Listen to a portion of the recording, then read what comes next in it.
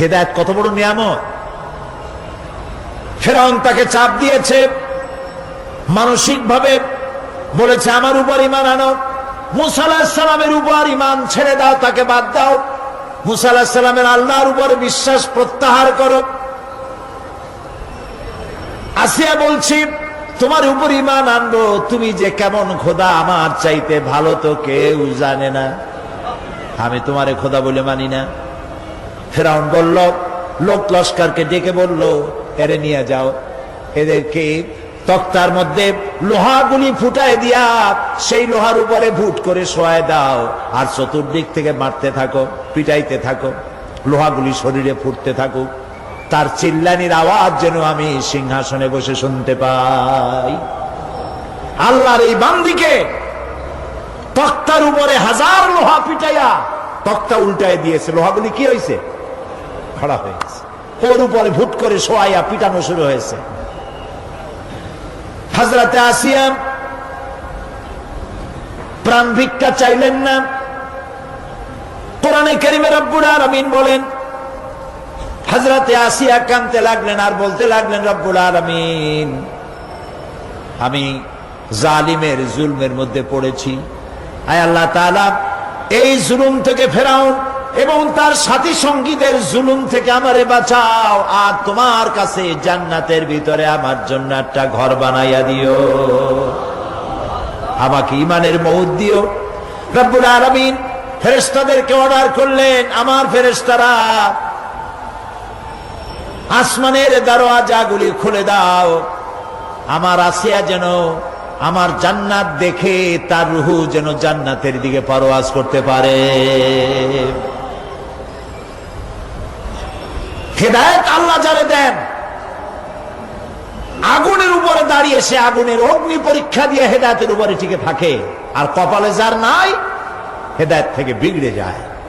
এই জন্য আল্লাহর কাছে দোয়া করতে হবে, রব্বানা লা তুজিগ কুলুবানা বাদা ইয হাদাইতানা ওয়া হাব লানা মিন লাদুনকা রাহমাতান ইন্নাকা আনতাল ওয়াহ্হাব। কিয়ামত হলো, হাসর হলো, মানুষগুলোকে একত্রিত করা হলো, এবার আল্লাহ দরবারে আল্লাহ রাব্বুল আলামিন হিসাব নিবেন, নিকাশ করবেন, হিসাব নিবেন। দুই ধরনের হিসাব হবে। সমস্ত মানব কুলের অপরাধীর ভালো কাজের খাতাপত্র হাজির হয়ে যাবে, এটি এক ধরনের। আর মুমিন ব্যক্তিদের অপরাধের খাতাগুলিও এক জায়গায় হবে আল্লাহ রাব্বুল আলামিনের সামনে। নবীজি বলেছেন দোয়া করো আল্লাহর কাছে এভাবে, আল্লাহুম্মা হাসিবনি হিসাবান ইয়াসীরা, পড়েন আল্লাহুম্মা হাসিবনি হিসাবান ইয়াসীরা, আয় আল্লাহ তুমি আমাকে সহজ হিসাব নাও। সাহাবীরা জিজ্ঞেস করেছেন, নবীজি সহজ হিসাব কাকে বলে? আল্লাহ নবী বলেছেন কিয়ামতের দিন আল্লাহ রাব্বুল আলামিন যদি কাউকে ক্ষমা করতে চান, কারো প্রতি যদি আল্লাহর দয়া হয়ে যায়, তাহলে রব্বুল আলামিন তাকে এক পর্দার আড়ালে নিয়ে যাবেন আর জিজ্ঞেস করবেন, বান্দারে এই সব গুনাহ করছো নাকি? গুনাহগুলির নাম আল্লাহ বলবেন, দেখায় দিবেন, এই এই গুনাহ করছিস। আল্লাহ আল্লাহ, কে জিজ্ঞেস করবেন? কে জিজ্ঞেস করবেন? বান্দাকে। আল্লাহ, আল্লাহ নিজে বান্দাকে জিজ্ঞেস করবেন। পড়েন আল্লাহুম্মা হাসিবনি হিসাবান ইয়াসীরা। মানুষের যে সাধারণ হিসাব হবে সে সম্পর্কে আল্লাহ পাক বলেন, ইয়াউমাইযিন তু'রাদুনা লা তাখফা মিনকুম খাফিয়া। সেদিন তোমাদের হিসাব নিকাশ পেশ করা হবে এবং তোমাদের কোনো বিষয় গোপন রাখা হবে না, কিচ্ছু গোপন থাকবে না, সব প্রকাশিত হয়ে যাবে। ইন্না লিল্লাহি ওয়া ইন্না ইলাইহি রাজিউন। আল্লাহ তাআলা বলেন, ইয়াউমাইযিন ইয়াসদুরুন নাসু আশতাতান লিয়ুরাউ আ'মালাহুম فمن يعمل مثقال ذرة خيرا يره ومن يعمل مثقال ذرة شرا يره। সেদিন মানুষকে বিভিন্ন দলে বিভক্ত করা হবে, সব এক জায়গায় থাকবে হাসরে মানুষ। তখন আসামি খুনি, এই যে বিরাট মাহফিল, বিশাল মাহফিল, এর মধ্যে চোর ডাকাত খুনি এই জাতীয় লোক থাকতে পারে না? পারে কিনা? তারা কিন্তু এখন নিরাপদ, যেহেতু পুলিশও দেখতেছে না আর র্যাবেও দেখতেছে না, খুব নিরাপদ।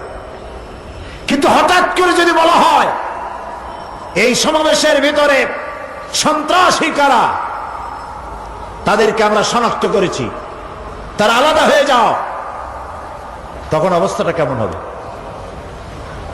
মৌতের শামিল হয়ে যাবে, ঠিক না? সমস্ত মানুষেরা হাসরের মাঠে একসাথে থাকবে, হঠাৎ করে হুকুম হবে, আওয়াজ হবে, অমতাজুল ইয়াউমা আইয়ুহাল মুজরিমুন, অপরাধীর দলের আলাদা হয়ে যাও। নেককার থেকে তারা তখন আলাদা হয়ে যাবে, দলে দলে বিভক্ত হয়ে যাবে, বিভক্ত হবে এবং তাদের কৃতকর্ম তাদেরকে এই জন্য করা হবে যাতে করে তাদের কৃতকর্ম তাদেরকে দেখানো যায়। অতঃপর কেউ যদি সরিষা পরিমাণ ভালো কাজ করে পুরস্কৃত করা হবে, সরিষা পরিমাণ খারাপ কাজও যদি করে দেখানো হবে এবং সেজন্য তাকে তিরস্কার ভোগ করতে হবে, শাস্তি দিতে হবে। প্রিয় ভাই সব, সেই কঠিন হাসরের ময়দানে সমস্ত মানব গোষ্ঠীকে একত্রিত করা হবে। আমল নামা বলতে সেখানে বোঝানো হয় আমল নামা উপস্থিত করা হবে, যাতে মানুষের সকল ধরনের কর্মগুলিকে লিপিবদ্ধ করে রাখা হয়েছে। আল্লাহ তাআলা বলেন, وَوُضِعَ الْكِتَابُ فَتَرَى الْمُجْرِمِينَ مُشْفِقِينَ مِمَّا فِيهِ وَيَقُولُونَ يَا وَيْلَتَنَا مَا لِهَذَا الْكِتَابِ।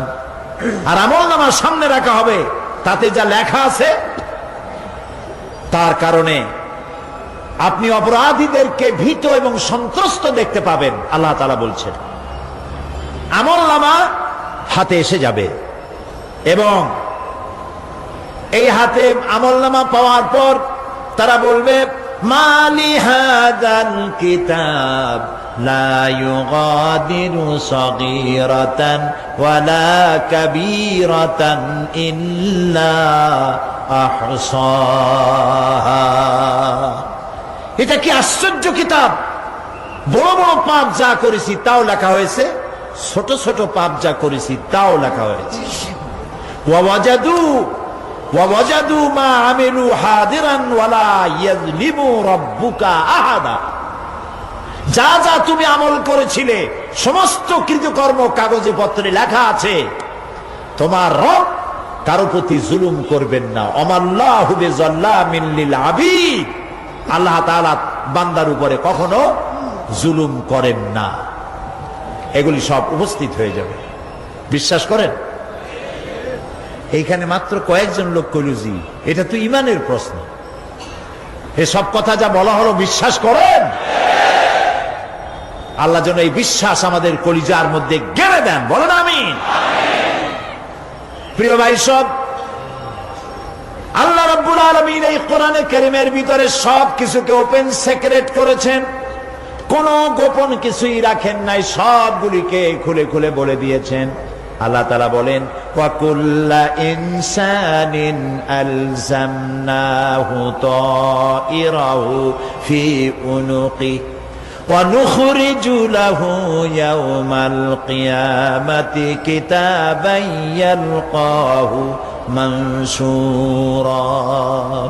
ওয়া কুল্লা ইনসানিন আলজামনাহু তাইরাহু ফি উনুকি। আমি প্রত্যেক মানুষকে, মানুষের কর্মকে তার গ্রীবা লগ্ন করে দিয়েছি। এই যে গলা, এই গলার কাছে একটা ঘুটলির মতো, একটা সিম কার্ডের মতো এইখানে আমি রেখে দিয়েছি। কোথায়? কোন গলায়? কে বলতেছেন এ কথা? এই গুটলির ভিতরে তুমি যা করতেছো সব লিপিবদ্ধ হচ্ছে। সুবহানাল্লাহ বলেন। এখন বলতে পারেন অদৃশ্য এই গুটলি, এটা তো দেখি না, এটা কে বলতেছেন? আমি কিন্তু দেখতে পাচ্ছি না। আপনারা দেখেন নাকি? কেউ দেখেন না। হাত দিয়ে ধরে দেখেন, পান নাকি? ধরাও যায় না, দেখাও যায় না। আল্লাহ বলছেন আছে, তাহলে বিশ্বাস করতে হবে। এর ভিতরে সব রেকর্ড হয়ে যাচ্ছে। আপনি বলবেন এতটুকুন ঘুটলির মধ্যে, তাবিজের মধ্যে আমার সারা জীবনের সব কথার সব কাজ ঢোকে কেমনে? কেমনে লেখা হয়? তাহলে পাল্টা প্রশ্ন করি, আপনার মোবাইলের সিম কার্ডে এত ফোন নাম্বার, এত ইমেল, এত কি বলে, এত টেক্সট, এত কিছু, আপনার আরো কি জানি আছে, মেসেজ দেওয়াটা হাবিজাবি আছে না, অনেক কিছু গুছি শুদ্ধা, এগুলো কেমনে হয়? ছোট্ট একটা সিম কার্ডের মধ্যে কেমনে হয়? শত শত টেলিফোন নাম্বারের মধ্যে ঢুকে যায়। আমার একটা টেলিফোন দিয়ে মোবাইল দিল, কোথা থেকে দিল? লিসবন। কোথায়? কি আন্দাজে কষ্ট। লিসবন হচ্ছে পর্তুগালের রাজধানী। পর্তুগালের রাজধানী, সেখানে প্রোগ্রাম ছিল, ওরা আমাকে একটা মোবাইল দিল। এতে যে কত ফাংশন আল্লাহই ভালো জানে, আমি এখনো শিখতে পারিনি এত ফাংশন, এতটুকু একটা মোবাইলের মধ্যে। কম্পিউটার, কম্পিউটারের ছোট্ট একটা মাইক্রোচিপ যন্ত্র, যে কম্পিউটার ব্যবহার করা এখন বাচ্চা ছেলেপেলেরাও জানে। এটা একটা পৃথিবীর বিস্ময়। এই কম্পিউটার, আপনি যান ব্যাংকে, কম্পিউটারের ছোট্ট সেই মাইক্রোচিপসের মধ্যে সারা চট্টগ্রামের সমস্ত মানুষের টাকা লেনদেন, ট্রানজেকশন, এর যা কিছু আপনি করেছেন সব কিছুর হিসাব এখানে রয়েছে, আছে না? তাহলে এতটুকুন একটা মাইক্রোচিপসের মধ্যে এত সহস্র কোটি কোটি টাকার হিসাবপত্র, লেনদেন, এই ছোট্ট জিনিসের মধ্যে ঢুকাবার মতো জ্ঞান মানুষের মাথায় দিছে কে? বলেন কে?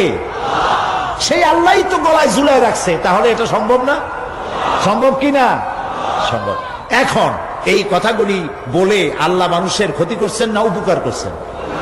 উপকার করেছেন। এইটা যদি আমার বিশ্বাসে থাকে যে আমার গলার কাছে এরকম একটা সিম কার্ড আছে, একটা সিম আছে মোবাইলের মতো, এটা মনে করেন মোবাইলের একটা সিম গলায় ঝুলানো আছে, এটা সব উঠতেছে, যা বলেন তাই ওঠে, যা করেন তাই ওখানে লেখা হয়। সুবহানাল্লাহ। এই বিশ্বাস যদি আমার হয়, আমি ভালো মানুষ হয়ে যেতে পারবো। সুবহানাল্লাহ বলে। আমি খারাপ কাজ করতেই পারবো না। এই জন্য আল্লাহ পরকালের এই কথাগুলি কোরআনে কারীমের মধ্যে এত বেশি করে বলেছেন। মানুষের চরিত্রবান হওয়ার জন্য আল্লাহর ভয়, পরকালে বিশ্বাস, এর থেকে বড় ওষুধ পৃথিবীতে আর নাই। সব লেখা হচ্ছে, মানুষ বিশ্বাস করে না, এ হলো মূল কথা। যতক্ষণ মাহফিলে থাকে কেমন লাগে? এই যে বসে আছেন ঘন্টার পর ঘন্টা, কেমন লাগে? কোন বেহেশতের মতো। বাড়ির কথা মনে আছে? এখন বউর কথা মনে ওঠে? ছেলে মেয়ের কথা মনে ওঠে? সুবহানাল্লাহ কইতে ইচ্ছা করে না? মাজালিসুল ইলম হিয়া রাউদাতুম মিন রিয়াদিল জান্নাহ। এখানে ইলম আলোচনা করা হচ্ছে, কোরআন আলোচনা করা হচ্ছে। এটা তো রজবালি প্যারেড ময়দান নয়, এটা জান্নাতের টুকরা হয়ে গিয়েছে। বেহেশতের বাগানে বসে আছেন। বেহেশতে মানুষেরা দুনিয়ার কথা চিন্তা করবে না। দুনিয়া কি? এটা একটা পায়খানা। এখানে আসছিল ওই পায়খানা করার জন্য, এটা পায়খানা। আর মানুষেরা পায়খানা সাজাবার কাজে ব্যস্ত আছে, আসল ঘর ভুলে গেছে। আসল ঘর কোনটা? প্রিয় ভাই, সব মানুষ বোঝে না, ভুলে যায়। সিগারেটের প্রত্যেকটা প্যাকেটে লেখা থাকে ইহা স্বাস্থ্যের জন্য ক্ষতিকর, তারপরেও কি টানা টানে দেখছেন? বিশ্বাস করেন না, গা সহ হয়ে গেছে। এই আমলনামা তৈরি হচ্ছে, হঠাৎ করে কিয়ামতে বানায় দেওয়া হবে না। আপনার আমার বডির সাথে লাগানো ওই সিম কার্ডে সব লেখা হয়ে যাচ্ছে। কিয়ামতের দিন এগুলি হাতে দেওয়া হবে, আর আল্লাহ তাআলা বলবেন, ইকরা কিতাবাকা কাফা বিনাফসিকাল ইয়াউমা আলাইকা হাসিবা। ইকরা কিতাবাক, তাকে বলা হবে এবার তুমি পড়ো, কাফা বিনাফসিকাল ইয়াউমা আলাইকা হাসিবা, তোমার এই কিতাব পড়ো, আর তোমার এই হিসাব গ্রহণ করার জন্য কিতাবটা ভালো করে পড়ো, তোমার নিজের হিসাব নেওয়ার জন্য তুমি নিজেই যথেষ্ট। তুমি দোজখে যাবা না বেহেশতে যাবা, তুমি নিজেই সিদ্ধান্ত নাও কোথায় যাবা, তোমার নিজের কি করছিলা এখন তুমি দেখো।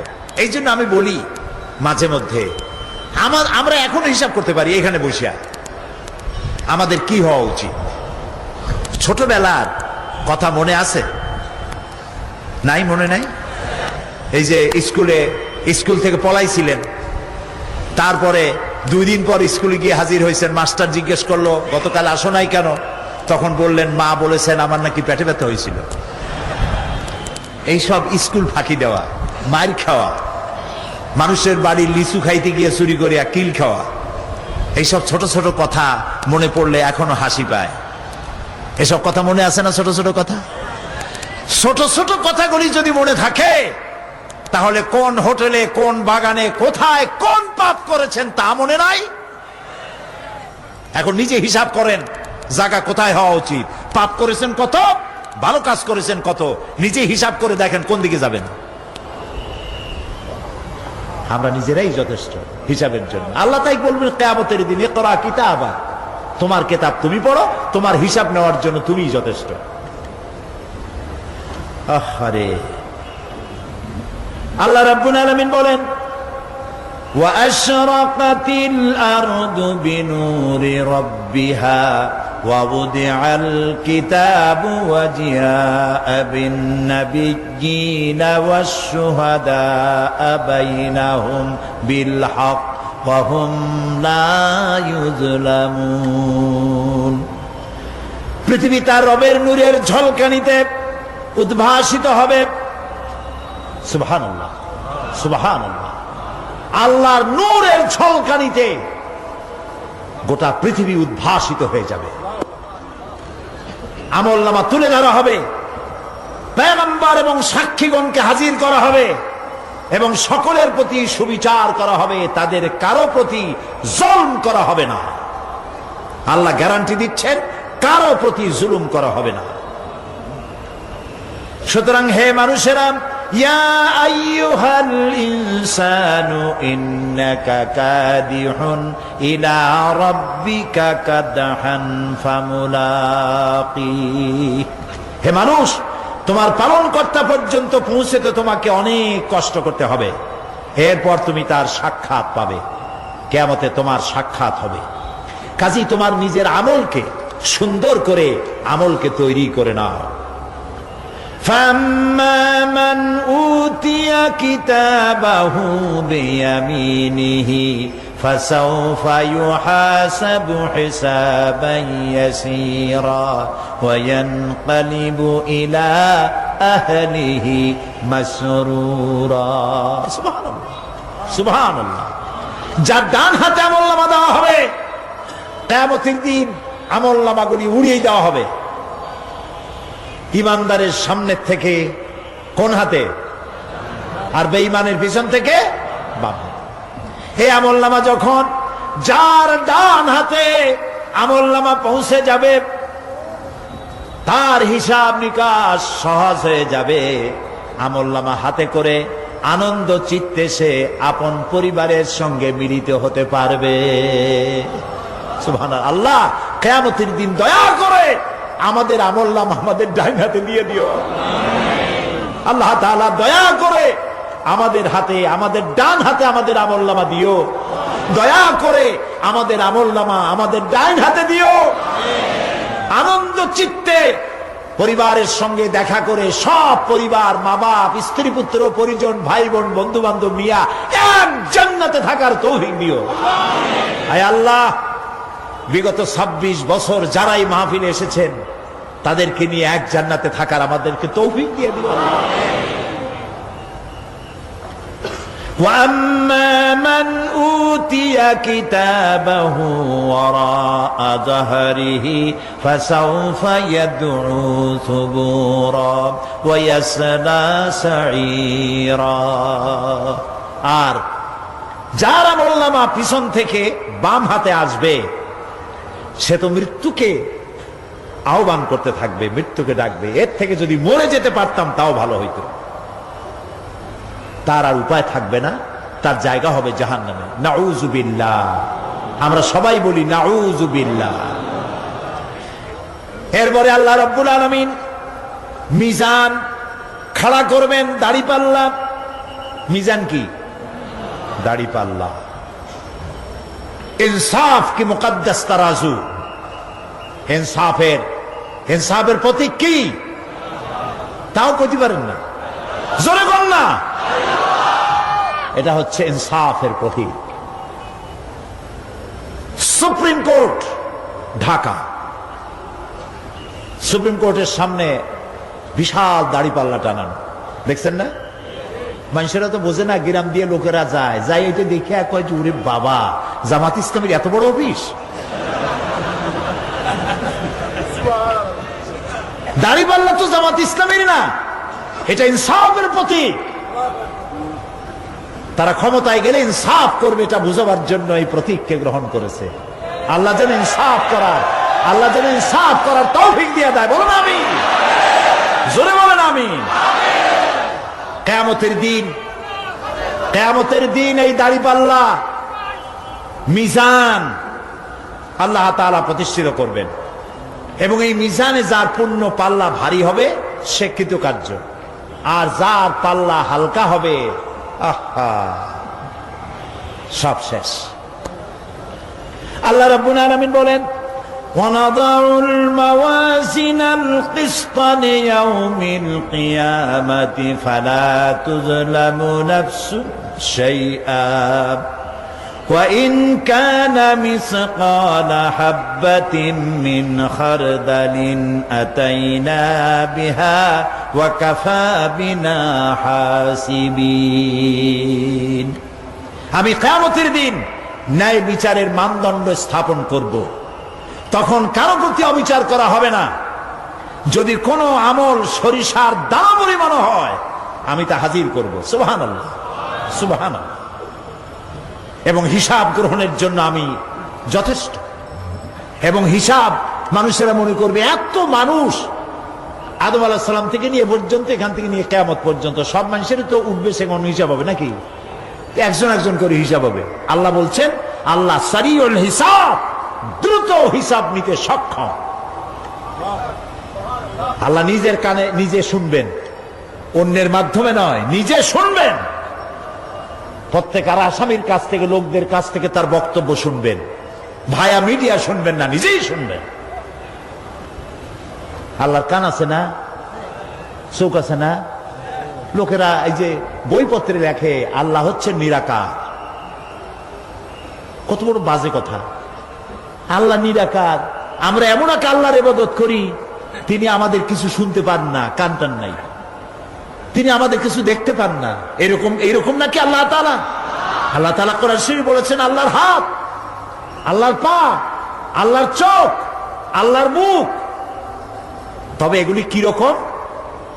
আল্লাহর হাত, পা, চোখ কেমন, আকারটা কেমন? এর একটাই জবাব। কয়টা জবাব? জোরে বলেন। একটাই জবাব, আল্লাহর যেমন হওয়া উচিত তেমন। সুবহানাল্লাহ বলেন, সুবহানাল্লাহ বলেন। এর থেকে আর কোনো জবাব নাই, এই একটাই জবাব, আল্লাহর যেমন হওয়া উচিত ঠিক তেমন।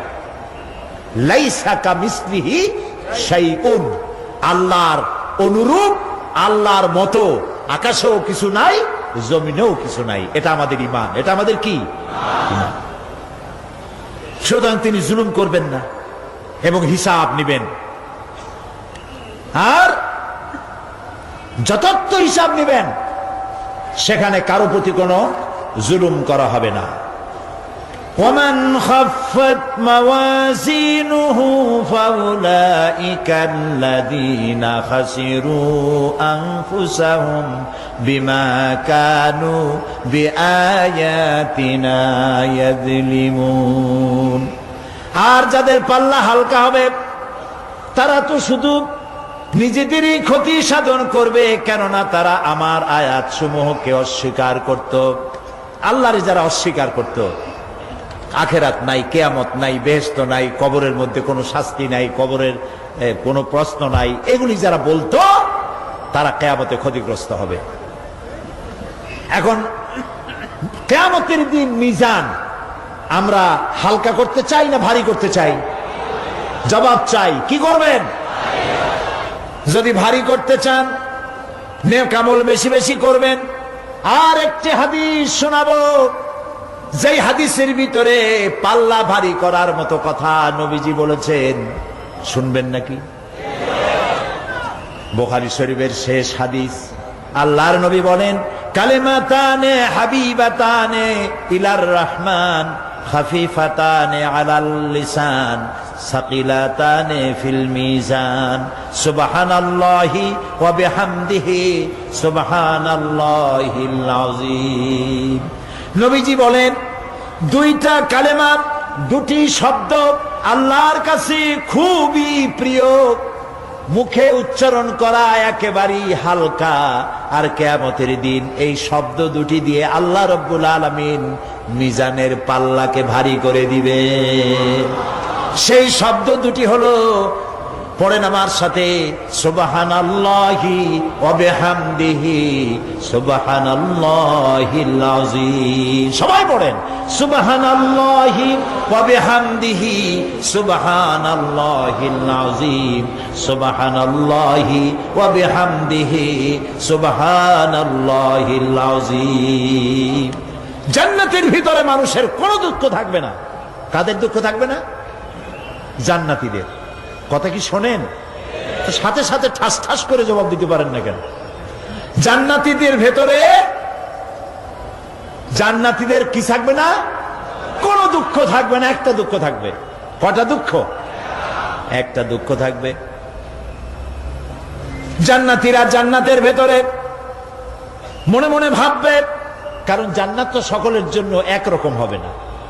কারো হবে ফার্স্ট ক্লাস, কারো হবে ডিলাক্স, কারো হবে সুইট ডিলাক্স, কারো হবে second class, third class, fourth class, এরকম। এটা কি ইনসাফ না জুলুম? ইনসাফ। আপনি খালি নামাজ পড়ছেন, রোজা রাখছেন, হজ করছেন, জাকাত করছেন, জাকাত দিছেন, হালাল হারাম বাইসা করছেন, আপনারে যে জান্নাত দেওয়া হবে, ওই ব্যক্তি যিনি তাহাজ্জুদের নামাজ পড়েছেন, কোরআন বুঝেছেন, কোরআন প্রতিষ্ঠার জন্য আন্দোলন করেছেন, জেল খেটেছেন, জরিমানা দিয়েছেন, ফাঁসির মঞ্চে চড়েছেন, তার জান্নাত আর আমার জান্নাত সমান হওয়া কি উচিত? কাজে আল্লাহ তাআলা তো ইনসাফ করবেন কিয়ামতের দিন। নবীদের, সাহাবীদের, তারপরে দ্বীনের জন্য যে যত পরিশ্রম করেছেন তার পুরস্কারটা সেরকমই হবে। এই জান্নাতের ভিতরে, জান্নাতীদের মধ্যে কোন দুঃখ থাকবে না, একটি দুঃখ ছাড়া। তারা মনে মনে ভাববেন, রব্বুল আলামিন, অমুক অমুক সময় চায়ের দোকানে বসে আড্ডা মেরেছিলাম, বাসের মধ্যে ঘন্টার পর ঘন্টা বসেছিলাম, আজে বাজে চিন্তা করেছি, সময় চলে গেছে ঘন্টার পর ঘন্টা। ওই সময়গুলিতে যদি তোমার নামের জিকির করতাম, তেলাওয়াত করতাম, তাহলে জান্নাতের ভিতরে আজ আমি আরো ভালো ভালো জায়গা পাইতাম। হাদিস শরীফে এসেছে, কিয়ামতের দিন জান্নাতীদেরকে আল্লাহ বলবেন, তেলাওয়াত করো আর উপরে উঠতে থাকো, তেলাওয়াত করো আর উপরের দিকে উঠতে থাকো, ধীরে ধীরে পড়ো, ধীরে ধীরে তেলাওয়াত করো। ধীরে ধীরে তেলাওয়াত করতে করতে তোমার তেলাওয়াত জান্নাতের যে স্তরে গিয়ে শেষ হবে, জান্নাতের ওই জায়গা তোমার জন্য বরাদ্দ হবে। এখন যার মুখস্থ সাদি খালি কুল্লু আল্লাহ আর ইজাজা নাসরুল্লাহ, দুই পাও দিয়েই বসে থাকবে। আহারে, কোরআন শরীফ মুখস্থ করেন, আল্লাহ যেন আমাদেরকে মুখস্থ করার তৌফিক দেন, বলেন আমিন।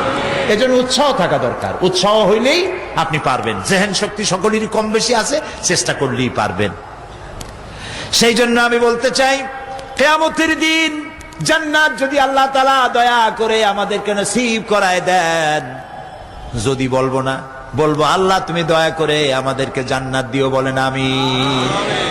জান্নাতের ভিতরে এই দুঃখ যেন না আসে, সেই জন্য বাসে যখন চড়েন, গাড়িতে চড়েন, রিকশায় চড়েন, একা একা যাচ্ছেন, গুনগুন করে আল্লাহর জিকির করতে থাকেন। সুবহানাল্লাহি ওয়া বিহামদিহি সুবহানাল্লাহিল আযীম, সুবহানাল্লাহি ওয়া বিহামদিহি সুবহানাল্লাহিল আযীম, সুবহানাল্লাহি ওয়া বিহামদিহি সুবহানাল্লাহিল আযীম।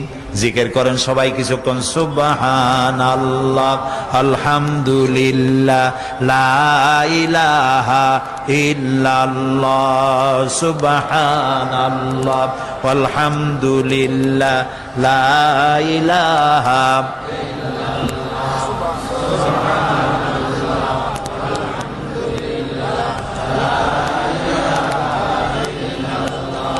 ভালো লাগে না?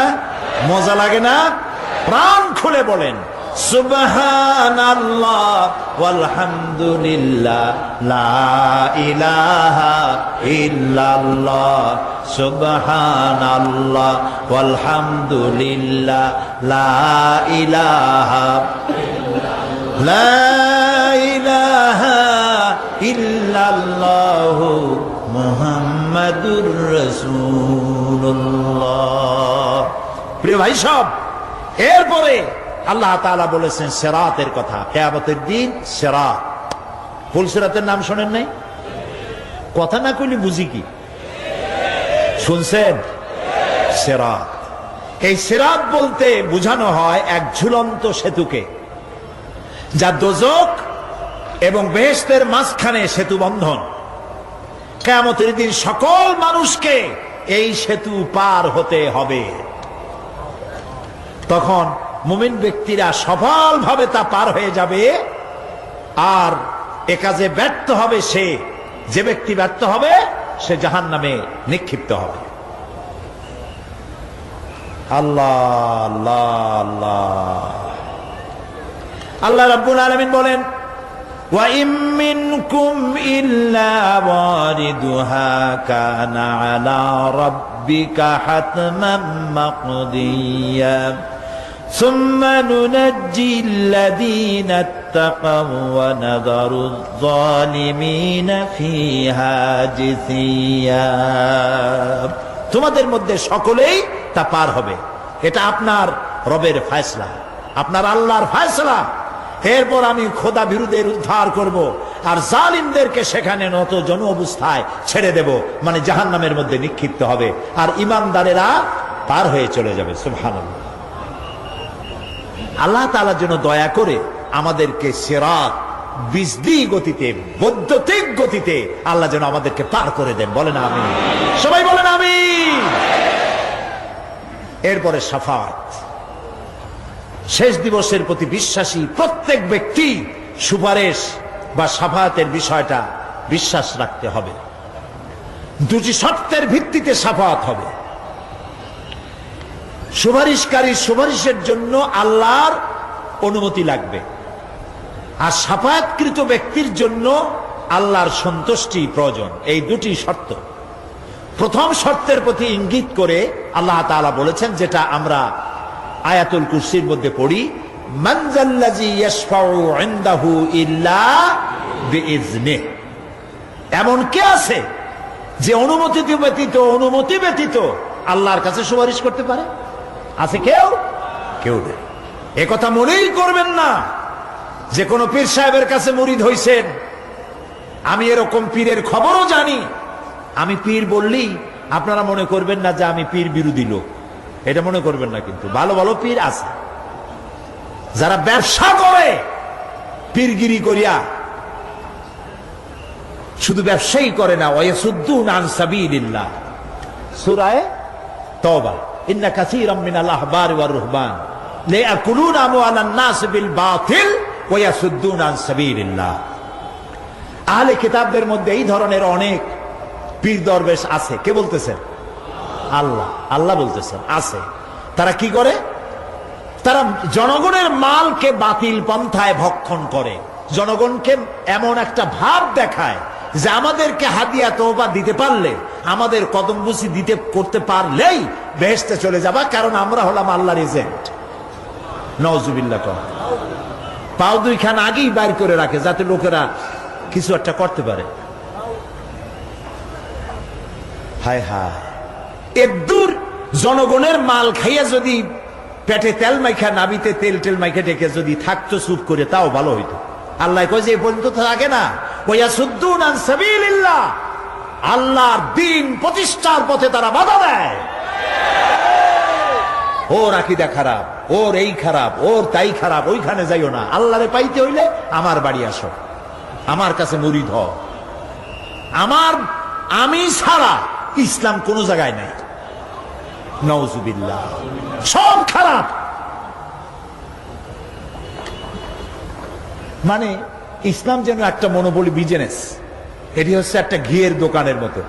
আমার দোকানেই কেবল ঘাটি ঘি পাওয়া যায়, আর খাঁটি ঘি কোনো জায়গায় পাওয়া যায় না। এই ধরনের শয়তানি কথা বলার কোনো সুযোগ ইসলামে নাই। সুতরাং আপনারা একথা মনেই করবেন না যে কোনো পীর সাহেব আপনাকে সুপারিশ করতে পারবেন, এই বিশ্বাস বদ্ধমূল যেন না থাকে।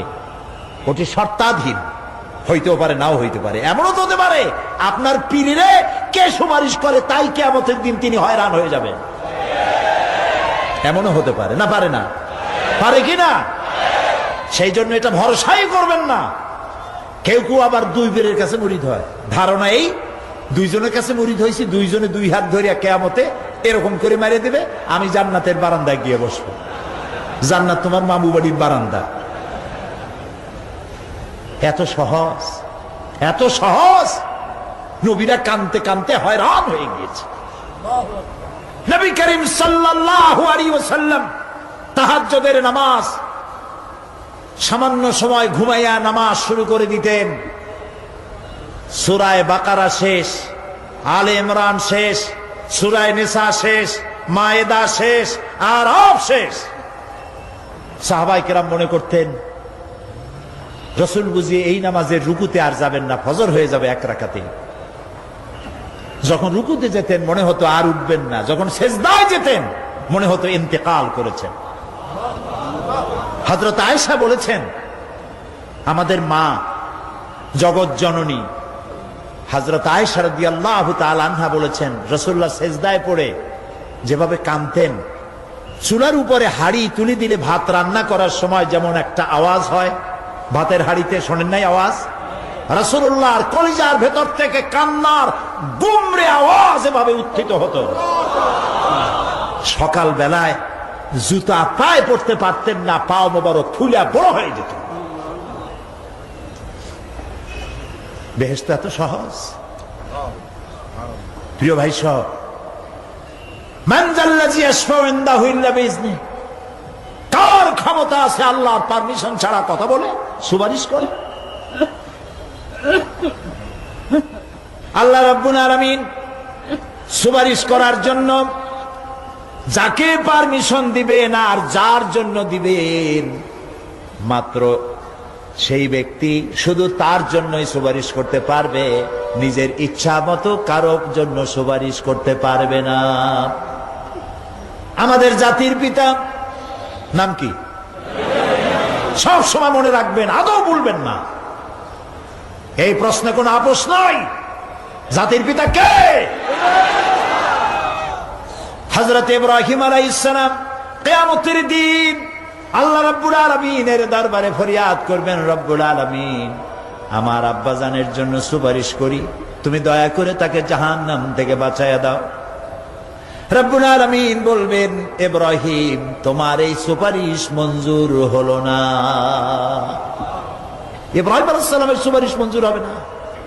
আল্লাহ তাআলা বলবেন, ইব্রাহিম আজর তোমার পিতা হতে পারে, কিন্তু আমার খলিলকে আগুনে ফেলার ষড়যন্ত্রে লিপ্ত ছিল, আমি তারে ক্ষমা করব না। নবী করিম সাল্লাল্লাহু আলাইহি ওয়াসাল্লামকে প্রশ্ন করা হয়েছে, রাসূল আপনার মা বাপের অবস্থা কি হবে? রাসূলুল্লাহ বলেছেন, কিয়ামতের দিন আমি আমার মা বাপের কোনো উপকারে আসব না। রাসূলুল্লাহ কাঁদতেছিলেন, সাহাবায়ে কেরাম কাঁদতেছিলেন। বিষয়টা এত সহজ নয়। দ্বিতীয় শর্ত হলো ولا يشفعون إلا لمن ارتضى وهم من خشيته مشفقون। আল্লাহ তাআলা যার প্রতি সন্তুষ্ট তারা কেবল তার জন্যই সুপারিশ করতে পারবে। বস্তুত সেদিন তারা আল্লাহর ভয় সকলেই ভীত সন্ত্রস্ত থাকবে। কি এর সুপারিশ? ভয়ের চোটে থাকবে অস্থির। সব পয়গম্বর নফসি নফসি বলে চিল্লাবে, বলবে আল্লাহ আমারে বাঁচাও, আমারে বাঁচাও।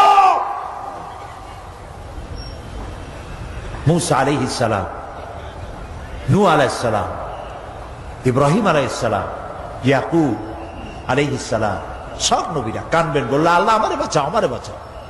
সেই দিন মাত্র এক ব্যক্তি উম্মতের জন্য কাঁদবেন, সুপারিশ করতে পারবেন, উম্মতের জন্য কাঁদবেন, তার নাম বিশ্বনবী মুহাম্মাদুর রাসূলুল্লাহ সাল্লাল্লাহু আলাইহি ওয়াসাল্লাম। এই জন্য নবীর কিয়ামতের দিন তিনি যেন আমাদের সুপারিশ করেন, এজন্য আল্লাহর দরবারে আমাদের দোয়া করতে হবে, আল্লাহ তাআলা নবীর সুপারিশ আমাদের জন্য তুমি নসিব করে দাও।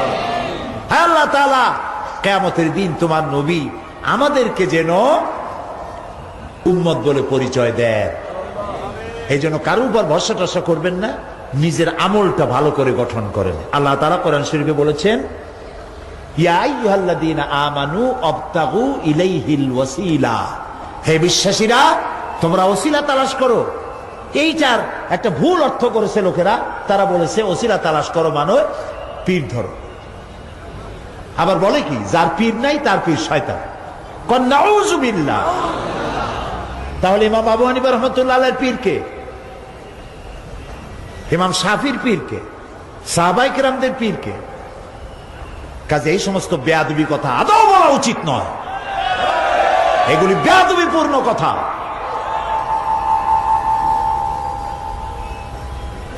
প্রিয় ভাই সব, আল্লাহ রাব্বুল আলামিনের উপরে ভরসা করে নিজের আমলকে ভালো করতে হবে। অবতাগু ইলাইহিল ওয়াসিলা আয় আমলে সালেহ।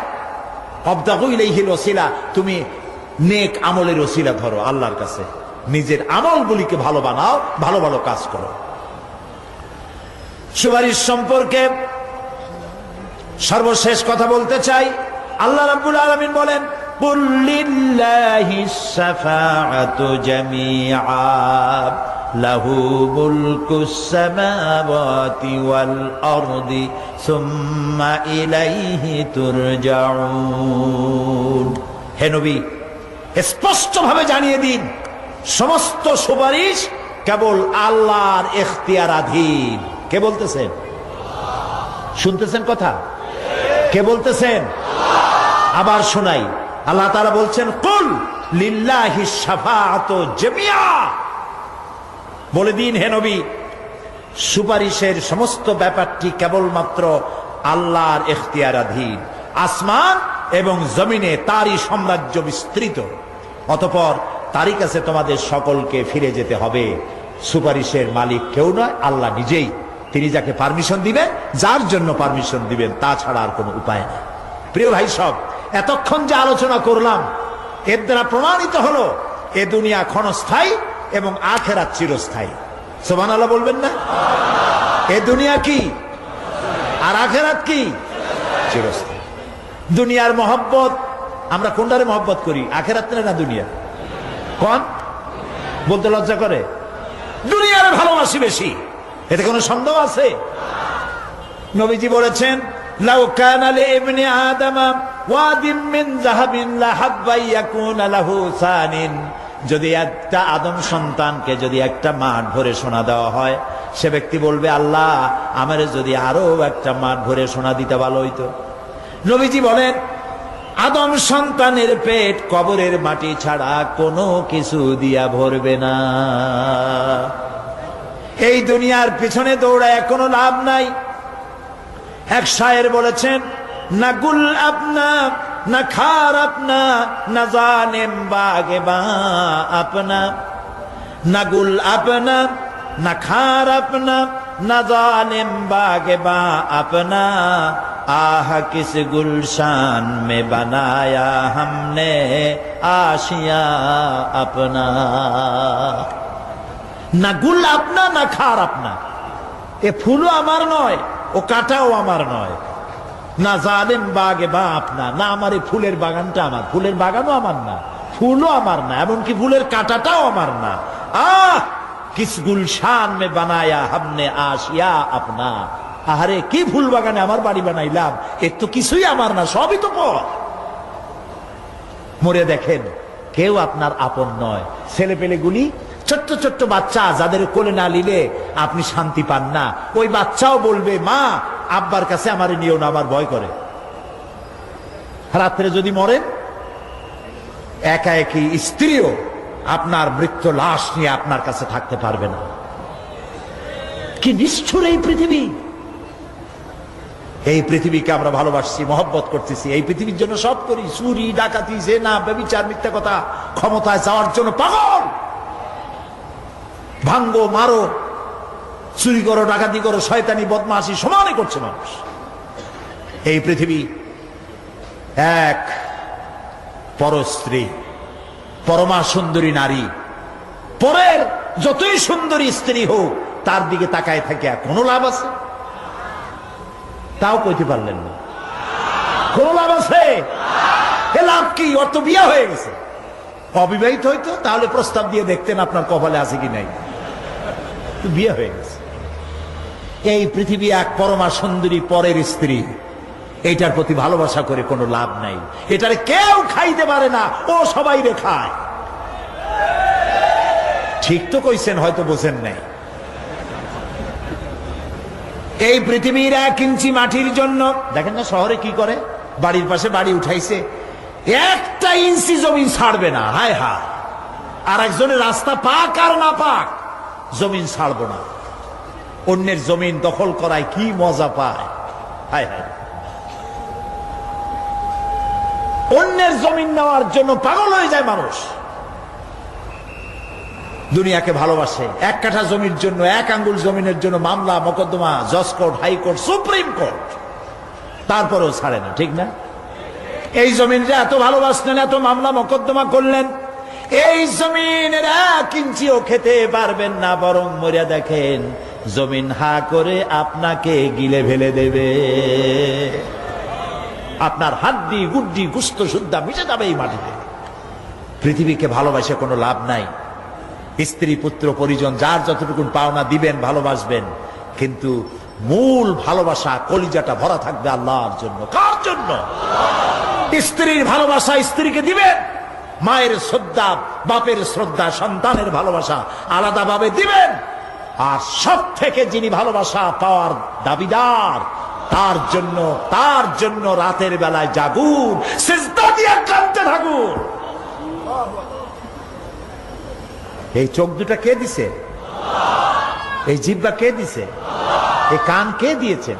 এই সুন্দর শরীর কে দিয়েছেন? বলার তৌফিক, শোনার তৌফিক কে দিয়েছেন?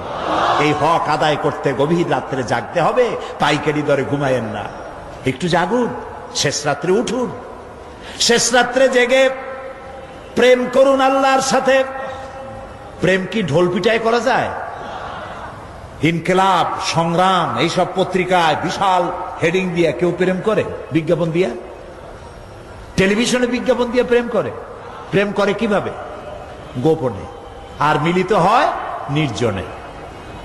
সবচাইতে বড় প্রেমিক হবে নিজে হতে হবে, আর আল্লাহকে সব থেকে বেশি ভালোবাসা দিতে হবে। সেজন্য আল্লাহ রাব্বুল আলামিন বলেছেন প্রেম করার জন্য কিছুটা নির্জনতা প্রয়োজন। এজন্য দিনের আলোতে ওয়াজআলনান নাহারা মাআশা, দিন বানাইছি রুজি রোজগার করার জন্য। ওয়াজআলনাল লাইলা লিবাসা, আর রাত বানাইছি শান্তির বাহন হিসাবে, আচ্ছাদন। সূর্যের আলোর ঝলকানি চলে গেছে, আলোর তীব্রতার নাই। গোটা পৃথিবীর উপরে আমি একটা কালো চাদর দিয়া ঢেকে দিলাম রাতের আধার, আর একেবারে অন্ধকার না করে আকাশে ডিম লাইটের মতো করে কতগুলি তারা জ্বালাইয়া দিলাম। এখন কেউ জেগে নাই, সব ঘুমানো। আমার প্রেমিক কে আছো, ওঠো, উজু করে সিজদায় পড়ে যাও, সিজদায় পড়ে যাও, কান্দো, গুনাহ মাফ চাও, যা করেছো মাফ চাও। তুমি গুনাহ করেছো আর আমি মাফ করার মালিক। ইন্নাল্লাহা ইয়াগফিরুয যুনুবা জামিআ, সব মাফ করে দেব, গুনাহগুলি নেকি দিয়া বদলায় দেব। আমার কাছে কাঁদো, চোখের পানি ফেলো। প্রিয় ভাই, সব রাতে জাগতে শিখুন। রাসূলুল্লাহ বলেছেন, ওর থেকে ভালো স্বামী আর দুনিয়ায় নাই। কে বলেছেন? রাসূলুল্লাহ বলেছেন, ওর থেকে ভালো স্বামী আর দুনিয়ায় নাই, যে গভীর রাত্রে নিজে জেগে তাহাজ্জুদের রুজু করে নিজের বউরে উঠায়, বউ উঠতে চায় না, পানি এনে বউয়ের মুখের উপরে ছিটায় দেয়, ওঠো বিবি, একসাথে তাহাজ্জুদের নামাজ পড়ি। রাসূলুল্লাহ বলেছেন, ওর থেকে ভালো বউ পৃথিবীতে আর নাই, যে বউ রাতের বেলায় ঘুমের থেকে জেগে তাহাজ্জুদের উজু করে, স্বামীরে উঠাইতে চেষ্টা করে, ওঠে না, উজুর পানি স্বামীর চেহারায় ছিটায় দেয় আর বলে, স্বামী ওঠো, একসাথে তাহাজ্জুদের নামাজ পড়ি। এই পৃথিবীতে আমাদের ভালোবাসা যেন শেষ না হয়, এক জান্নাতে যেন থাকতে পারে। কাঁদো, ওঠো।